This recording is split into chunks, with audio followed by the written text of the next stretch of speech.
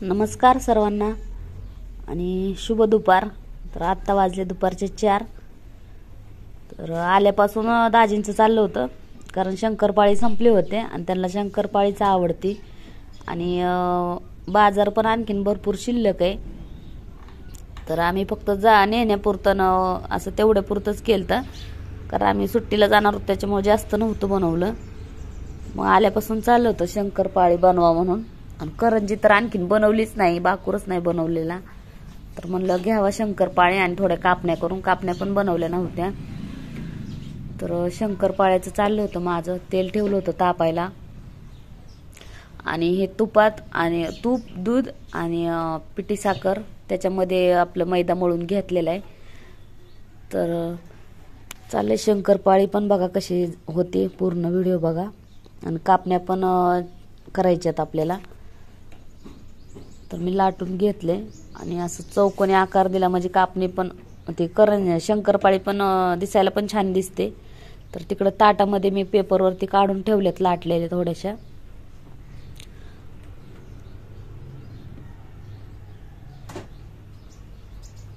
एक घाणा टाकलाय त्याच्यात कापून आणि थोडासा गोळा टाकून बघितला तेल तापले का।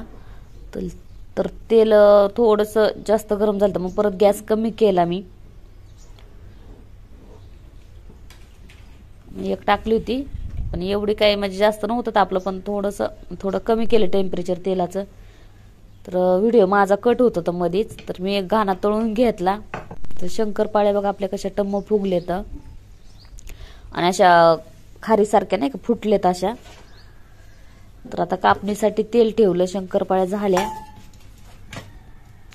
तर इथं म्हणजे थोडंसंच मळलं होतं, म्हणजे तेवढंच नाही का 2-4 दिवसापुरतं, मग संपल्यावर परत करता येईल म्हणलं, कारण गुळ ही पण शिल्लक आहे। तर कणिक मी मळून ठेवली ती मुरण्यासाठी 10-15 मिनिटं कापण्यांची, आणि हे फक्त 2 ते 3 चपातीचं पिठा असेल म्हणजे तेवढ्या ह्याचं। ते फक्त गव्हाचं पीठ आणि गुळाचं गुळवणी करून त्याच्यामध्ये पीठ मळलं होतं, फक्त थोडंसं मीठ टाकलं आणि बडीशेप थोडी अशी आबडधोबड मिक्सरला लावून ते टाकलेली त्याच्यात, तसं मळलेली त्याची कणिक। तर आपण जसं चपातीची कणिक मळतो तसंच मळायचं, असं काही जास्त थोडंसं घट्ट मळायचं, असं काही लय घट्ट नाही लय पातळ पण नाही। आणि लाटताना थोडंसं जाड लाटायचं, म्हणजे कापण्या 4-5 दिवस जरी राहिल्यात तरी अशा मऊ राहते। तर जर लयच पातळ केल्या तर कडक होत्यात, त्याच्यामुळे थोडंसं जाडच घ्यायचं, चपातीपेक्षा थोडं जास्त घ्यायचं पीठ। तर हे लाटते मी त्याच्यावरती, असं काळं काळं दिसते ती बडीशेप आहे आणि बडीशेपचा फ्लेवर एकदम छान लागतो खाताना। आणि थोडंसं जाडच ठेवायचं, जास्त पण नाही, शंकरपाळीपेक्षा थोडं कमी ठेवायचं, शंकरपाळीचं जास्त असतं जाड, तर हे थोडं कमी ठेवायचं आणि चपातीपेक्षा थोडं मोठं ठेवायचं। तर इथं खसखस लावायची आपल्याला त्याच्यावरती। तर एवढीशी पुडी 100 रुपयाची, 50 ग्रॅम खसखस 100 रुपयाला पॅकेट होतं। तर मी एकच आणलं होतं, कारण फक्त आपल्याला करंज्यामध्ये आणि याच्यातच टाकायची होती आपल्याला कापण्यावरती। तर अशी कापण्यावरती ती लाटलेल्या ह्या लाटीवरती पसरून घेतली आणि हळूहळू लाटण्याने ते दाबून घेतली त्या लाटीवर, आणि दोन्ही साईडने लावायची आपल्याला ही खसखस। तर तेल मी ठेवलंय तापायला आणि तेल जास्त असल्यामुळे थोडं मोठा गॅस केलेला आहे मी, मग टाकायच्या वेळेस आपल्याला कमी करायचा गॅस। तर दोन्ही साईडने लावून घ्यायची खसखस, आणि खसखस भरपूर लावलेली मी, तर बघू शकताय। आणि अशा हळूहळू लाटण्याने दाबत राहायची त्याच्यावर, नाही तर मग आपण जसं लाटलं ना तसं मग ती खाली घसरून पडते।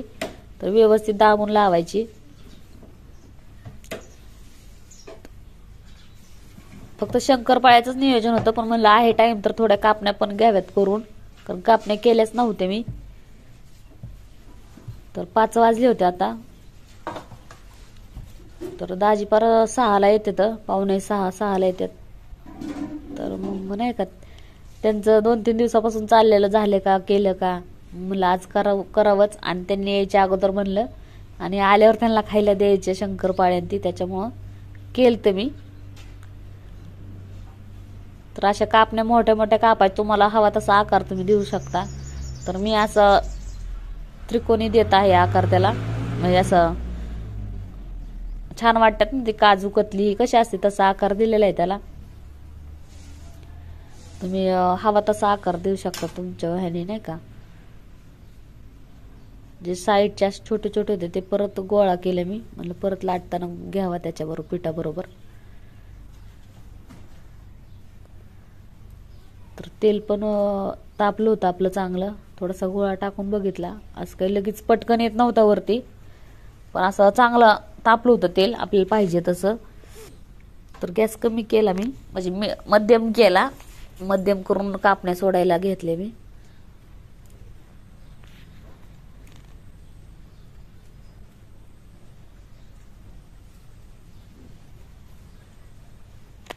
दुसरी दिवाळी भरपूर आहे खायची, म्हणजे लाडू होते. लाडू आमच्या आईने पाठवून दिलते तिकडून, मी येताना नव्हते आणले. तर पोरं येताना त्यांच्याबरोबर लाडू चकली दिलती. तर आणि चिवडा भरपूर आहे, आणखीन चिवडा जास्तच बनवला होता. चिवडा म्हणजे एकदाच करते, परत कशाला करायचा डबल डबल. आणि गेल्या वेळेस 3 प्रकारचा चिवडा केला, तर ह्या वेळेस एकाच प्रकारचा केला मी.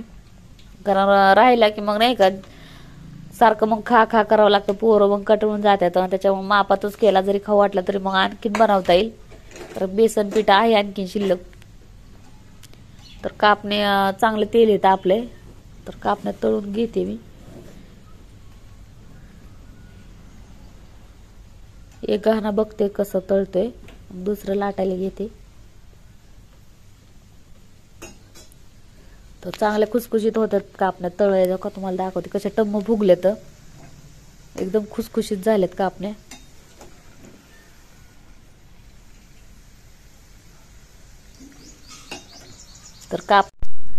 तर झाले चहा पाणी.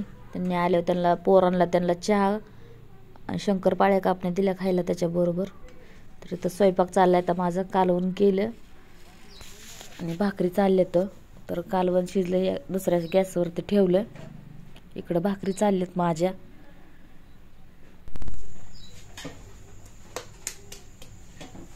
तर यश गेला ट्युशनला, तर म्हणलं तोपर्यंत आवरल माझं.